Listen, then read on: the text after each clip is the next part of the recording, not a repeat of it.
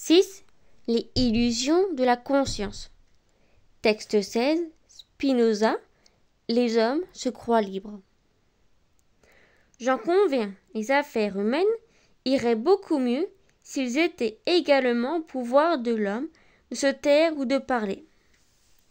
Mais l'expérience montre assez, et au-delà, que les hommes n'ont rien moins en leur pouvoir que leur langue, et qu'ils ne peuvent rien moins que de régler leurs désirs.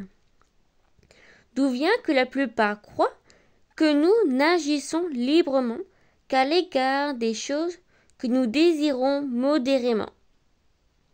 Parce que le désir de ces choses peut être facilement contrarié par le souvenir d'une autre chose dont nous nous souvenons souvent, mais que nous ne sommes pas du tout libres à l'égard des choses que nous désirons vivement et qui ne peut être apaisé par le souvenir d'une autre chose.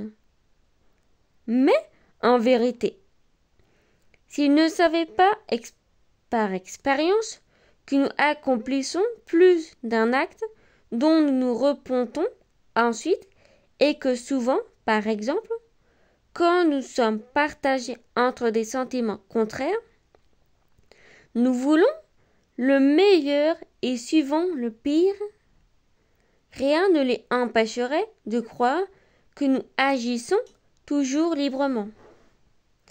C'est ainsi qu'un petit enfant croit désirer librement le lait, un jeune garçon en colère vouloir se venger, et un peureux s'enfuir. Un homme ivre aussi croit dire, d'après un libre décret de l'esprit, ce que, revenu à son état normal, il voudrait avoir tué. De même, le délirant, le bavarde, l'enfant et beaucoup de gens de même farine croient parler selon un libre décret de l'esprit, alors que pourtant ils ne peuvent contenir leur envie de parler.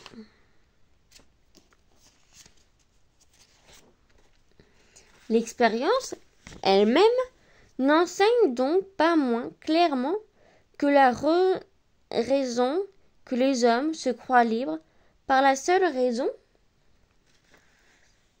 qu'ils sont conscients de leur action et ignorants des causes par lesquelles ils sont déterminés. Elle montre en outre que les décrets de l'esprit ne sont rien en dehors des appétits mêmes et sont par conséquent variables selon l'état variable du corps.